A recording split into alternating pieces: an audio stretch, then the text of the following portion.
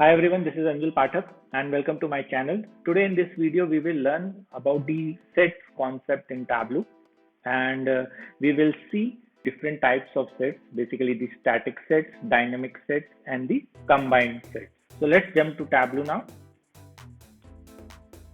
So I'll use the global superstore dataset and I will leave the link to download this data source in the description of this video. So sets are nothing but the subset of data, and it would be based on certain conditions which you define if it's dynamic, or the selection you made if it's static. So let's first build a visualization to make you explain the static sets. So let's say I drop category on rows and maybe let's say subcategory as well here, and then the sales in text. Okay, so this is a text table depicting the category and subcategory and their sales, sum of sales. Okay, now I want to, let's say, manually select few of these subcategories. Okay, so I'll just control select these two, and then maybe these two, and then maybe these two, and you see that we get a drop down, right? And here you see the option to create set. Once we click on this create set, you will see that these 6 selections will fall into one bucket and the remaining subcategories will fall into another bucket. So with sets, always remember either the data is in the set or out of the set. There's nothing else. So just sets, always remember in or out. There's nothing else. Okay, and that in or out will depend on the condition or the selection. Here we are not defining any condition, but here we are doing the selection. We have selected 6 subcategories over here, and these will fall in the in set because we will just click here create set, and it gives a pop-up saying that okay, these 6 subcategories part of this category will be in set, and you can rename this set. Let's say maybe custom set. Okay, custom subcat. Okay, and you can also define, so if we don't select exclude here, these will be part of in of the set, and if you select exclude, then these will be the out part of the set. Okay, so right now I will be selecting in. Anyways, it doesn't make much difference because one portion will be in the set and other portion will be out of the set. Okay, so just click on OK here. So now we have created this set, and now if you drag this set here in colors, now you see that the in part of the set is highlighted in blue color. So these were the selections which we made just now, these 6 subcategories, and they are highlighted in blue, and remaining everything else which is highlighted in gray falls in the out part of the set. So this should be clear to you till now, that sets define the data either in or out. And currently this is a static set. And why do we call this a static? Because we have manually selected 6 subcategories. Now even if the underlying data changes to include more subcategories, what will happen is this set will not change automatically, because we will always have only these 6 subcategories in the in part. Even if there are new subcategories coming in the underlying data, they will be added to the out portion of the set. Okay, so that's why this is called as static set, because it will not change. Okay, another property of the static set is that you can have multi dimensions in the static set. Right now if you see here, we have 2 dimensions. One is the category dimension, other is the subcategory dimension. And so since there are more than one dimension here involved, so we call it as multi-dimension, and this is possible only for static sets. This is not possible for dynamic sets. That is one of the interview questions also. So let me clear this view, and now we will create a dynamic set. So to create a dynamic set, let's say, okay, I'll pull subcategory again over here and sum of sales over here, and now just right click on subcategory, and then you will see the option to create a set. Now whenever we are creating set using this method, we are mostly doing it in a dynamic way. And why, I'll tell you. Just click on this set button. You will see three tabs here: general tab, condition tab, and top tab. Okay, whenever you want to make it a dynamic tab, we will go to condition or top tab, and in general, always click on the use all, so that whenever there is new data coming in your underlying data, it is included in your set. Okay, so the purpose of use all is whenever your data gets updated, let's say you are getting data every month, okay, and next month some new subcategories are added, and if you click here use all, those new categories will also be a part of this set. So remember to click on use all. Many newbies who just start exploring the Tableau, what they do is they always come here, they select all here, thinking that they have selected all the subcategories over here. Now, the shortcoming of this method is that if in the next month there are 10 new subcategories added, they will not be selected. You will have to manually come here, select those 10 subcategories. Okay, that is the biggest drawback of using this select from list button.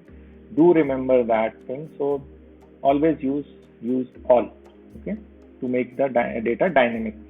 Now going to condition tab, I want to make this set dynamic. I want that this subcategory set should give me in and out by field called sales, sum of sales, and the sales should be, let's say, greater than 500k.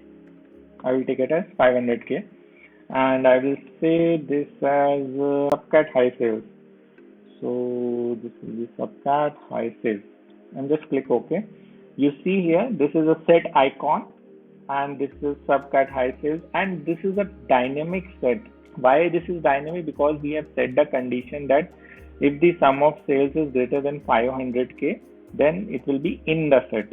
So it can happen that next month these values change, right? So depending on the change in the value, the set members will also change, because we have defined the condition. Set will always follow the condition which we have defined. Now to see which is in and out, you can drag this set here, okay, and now you will see that these are the in members within my set. Okay, just let me expand this, and then these are the out members within this set. Why? Because we have defined a criteria of greater than 500k. So these values are all less than 500k, these values are all more than 500k. So that's why these are in the set. Next month it could be possible that few of the subcategories from this list have more than 500k, so then these will move into in category. So that is the possibility, and that's why this is called as a dynamic set, because it could change going forward. You can also bring this into color. So let's say color. So again, only those sets which are in only those members which are in the set are identified as blue. You can change the color, you can play with that also. Coming here, and maybe you can set this as green or whatever. I mean, it depends on your use case. Okay, let me also show you the top condition, top dynamic condition for the set. So let's say I create another set out of subcategory. So just go here, create set, and again click on use all button over here, and then go to top. Okay, so right now I want top let's say 5. So top 5 subcategories by sales. Okay, sum of sales, and let me rename this as subcat top 5. Okay, and now you see this set over here, subcat top 5. Okay, and what I'll do is I'll just pull it here first, so that you can see which are in the in. Okay, these are all in because these are top 5. You can arrange this in descending.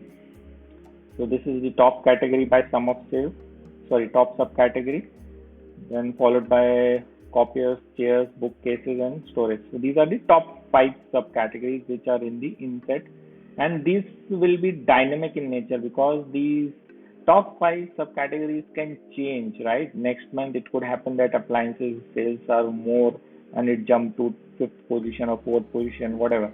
So this is dynamic in nature, right? And you can also use the set to basically filter out the top five. So if you use here, you can select the in button, and now you will only have the top five subcategories. So sets are many a times used for creating a top n filter, so that you have only the top five, top three, or top 10, whatever is the requirement on the data. So this is a good way to limit your data. Okay, and sets are useful for that. So till now we have seen the static sets and dynamic sets. And dynamic sets, remember, they are not applicable on multi-dimensions, because if you see, let's say I click on customer ID, then I click on customer name. Now I have selected two dimensions. These are multi-dimensions. If you right click here and go to create, you will not see the option of sets. Why? Because dynamic sets cannot be created on multi-dimensions. Remember this point. This is many a times asked in interviews. Let me clear this sheet. And another point is that the measures, okay, if you click on any measure over here, you will never see an option to create set. Okay, there's no option to create set, be it any measure, be it profit, quantity, right? Because you cannot create a set out of a measure. Yeah, measures are used as a condition when you create a set out of a dimension, but you cannot create a set out of the measure. Remember this point. This is again one of the favorite questions of interviewers. And now finally we will see the combined sets power. So let me first build a scatter plot over here of profit and sales. Okay, and I will break down this scatter plot by, let's say, products. So I'll put product ID in detail, add all members, and you will see a scatter plot.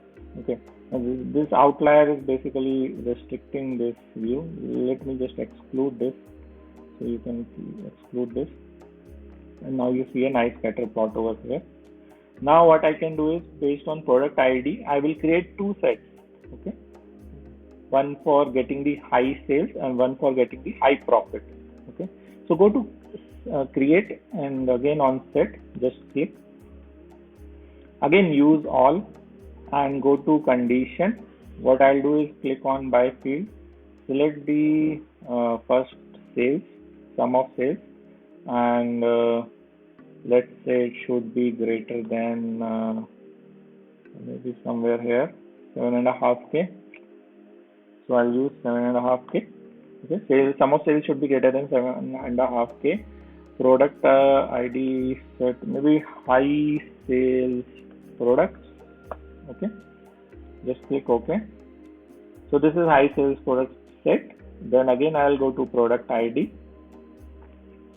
click on create set, use all.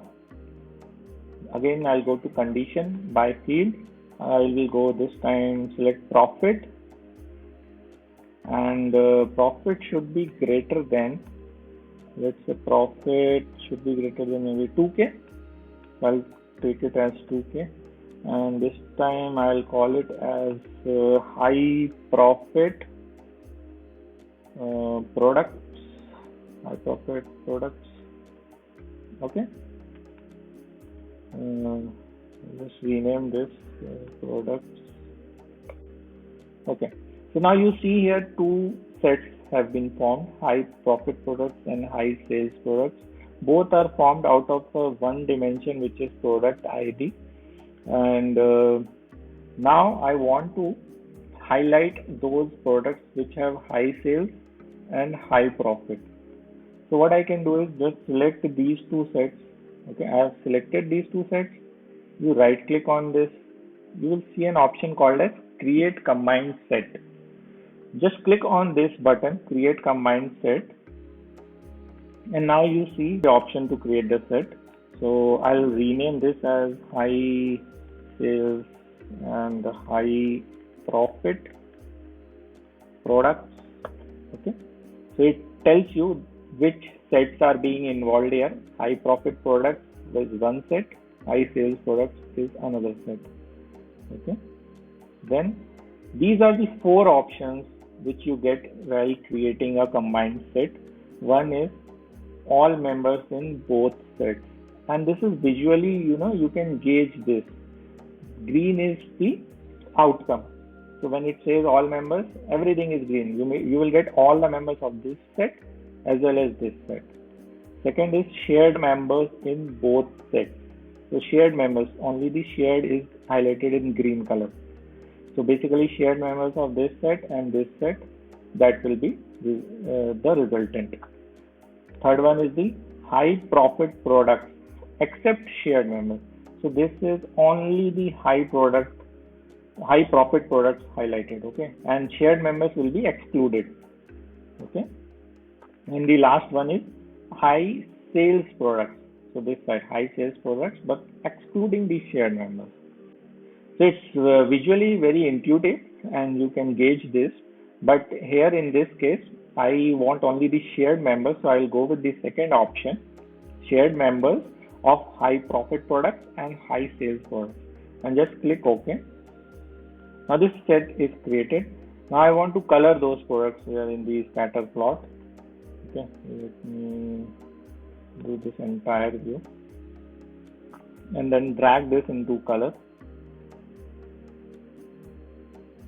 And now you see that whichever product is in my set gets colored in blue. Here if you see, this is the in offset and this is the out offset, right? So this is the power of the combined set. You can combine two conditions, okay, two sets in one set and then use that in your visualization. But remember one thing, while creating combined sets, both the sets have to be on the same dimension. Okay. Now, since these two sets were formed out of one dimension, which was product ID, you saw the option of create combined set. Okay. Let's say I take one this set and another this subcat top 5. Okay. Now this one is based on product ID and this one is based on subcategory. So both the sets are based out of different dimensions. Now right click and see what happens. You don't get the option of create combined set, right? There's no option to create combined set. And that's the thing you should remember. Again, this is a very good question which is asked in interviews. So this was all about the sets. We saw the static sets, dynamic sets, and combined sets. So I hope you enjoyed this video and do like this video and subscribe to my channel to remain updated with my new videos. Thank you.